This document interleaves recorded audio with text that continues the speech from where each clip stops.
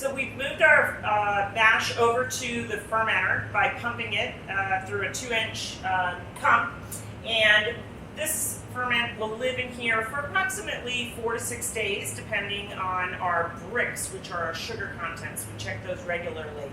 We do all of our whiskeys in open cypress fermentation. That is because we want wild yeast that live in the distillery to transfer from mash to mash. We get flavor transfers from fermenters 3, 4, and 5.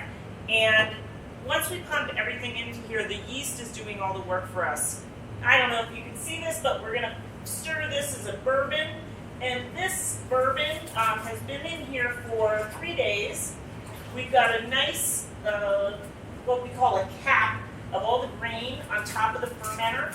And once this ferment reaches a little higher alcohol content, this entire cap will flip and settle to the bottom.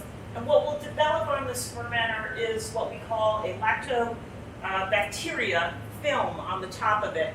Once we have that, we know we're reaching close to fermentation, where we want to move into our strip still. And we call it a strip still because we're stripping grain off. You can see that we ferment on grain here in these fermenters. And the reason we do that is just a flavor profile that we're seeking for our whiskeys.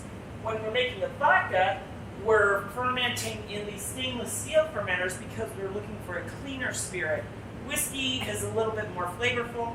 We want a different kind of flavor profile, and so wood for whiskey, stainless steel for vodka, 4 to 6 days, and then we'll move it over to the strip still, which we'll see next.